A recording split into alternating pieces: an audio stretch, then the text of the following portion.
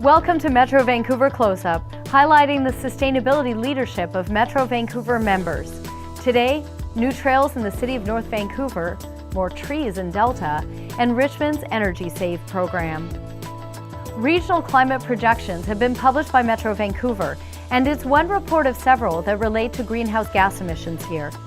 Metro Vancouver members are addressing climate change too, and in the city of North Vancouver, non-polluting transportation is a priority, with several new trails underway and a bylaw that relates to gas pumps.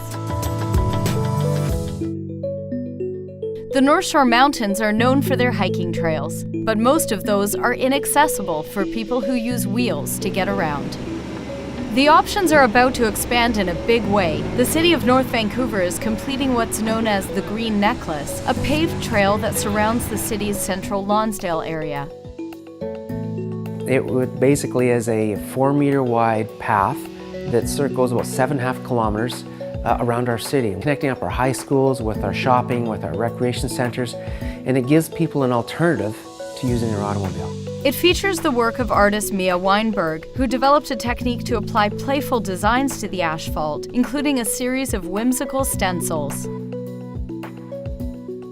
I wanted this piece to help people connect to their neighbours. So they see something when they're out on a walk, and maybe they say to someone that they see walking along, "Oh, look at this," and they talk to their neighbours. I went on the trail the other day and saw them for the first time, and I was really entertained by it, and I thought it was really neat. And since then, I've heard people comment on it, and they love it.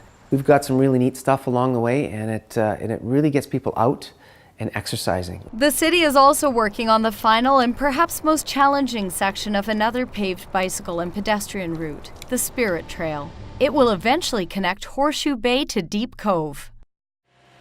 This piece is tricky because it has to go through Mosquito Creek Marina without affecting the operation of the boat lift.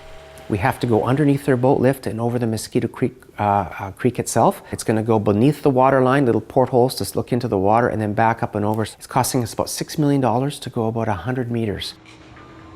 It's all part of the city's continuing efforts to reduce greenhouse gas emissions by getting people out of their cars, especially for short walking or bicycle trips.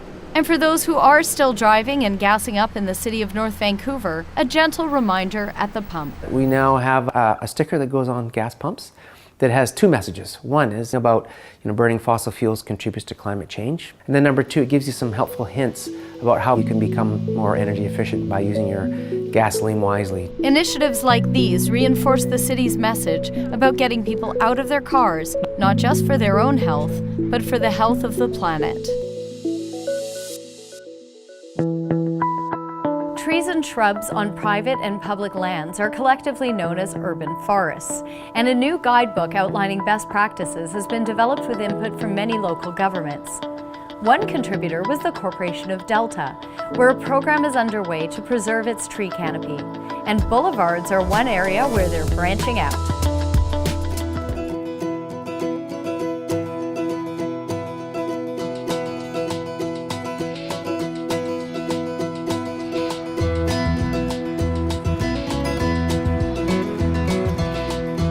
This urban canopy is really, really important for people to understand that we have to keep.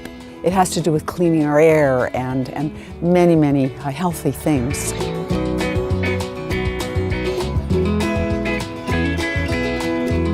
According to a 2014 study, Delta had lower than optimal tree canopy cover. The Corporation of Delta has since launched an urban reforestation plan. Our job has really now been to try and educate people, not only on the benefits of trees, but what it'll be like 5 and 10 and 15 and 50 years down the road. The general public, I think, they understand that there's a lot of environmental benefits associated with trees, but they don't really understand the scope.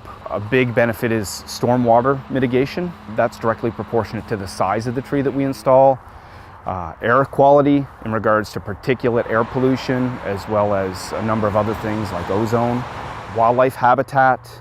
There's a lot of socioeconomic benefits as well. We can limit the amount of maintenance required on asphalt simply by shading it. People shop longer on streets that have trees. Trees can contribute to the value of your properties. We really all benefit in the entire region with the continued planting and replacement of trees that are being taken down. When we have development take place, we require the developer to replace the trees 2-to-1 on a property if they are taken down. The taxpayer doesn't pay for all these rejuvenations and replantings.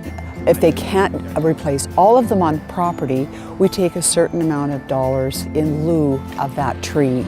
We amass the amount in a tree fund and go about to plant trees in people's yards, on boulevards and parks. We're trying to create something that is sustainable. It offers the environmental benefits, but also the real benefit maybe is that the younger generation is going to interact with the trees. They're going to see squirrels, they're going to see birds, they're going to see a raccoon maybe. That is how we improve the urban environment going forward. The City of Richmond has several programs that guide residents and businesses in reducing greenhouse gas emissions by finding efficiencies in heating, appliances, and vehicle use. The Carbon Marketplace is the newest, offering funding possibilities for Richmond businesses that take extra steps to reduce greenhouse gas emissions. In 2008, the City of Richmond signed on to the BC Climate Action Charter and committed to carbon neutral operations.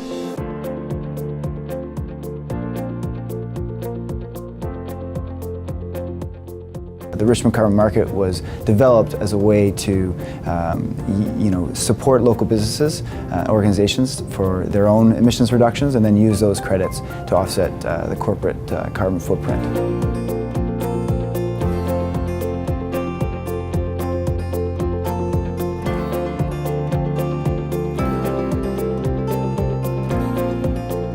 In 2015, the Pacific Gateway Hotel was one of the first participants in the program and received funding in exchange for over 100 tons of carbon emission reductions that meet strict provincial guidelines.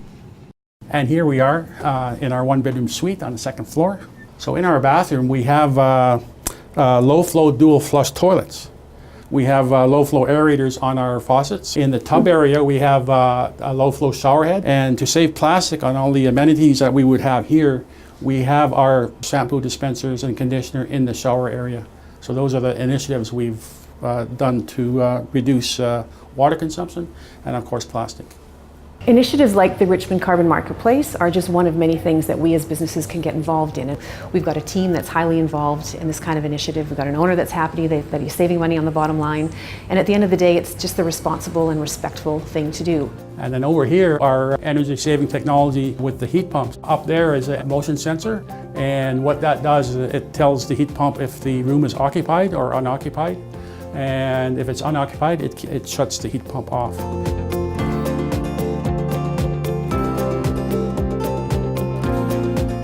It's a well-designed, it's almost room temperature here. You can walk in here and you don't feel any excess heat that would normally come from a boiler plant. So great investment, gives the hotel great energy savings.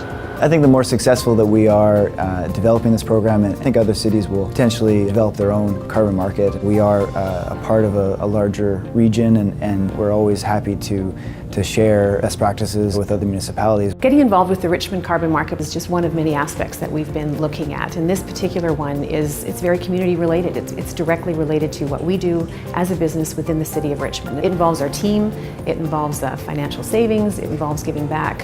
It just ticks off so many of the boxes that are important to us as a company.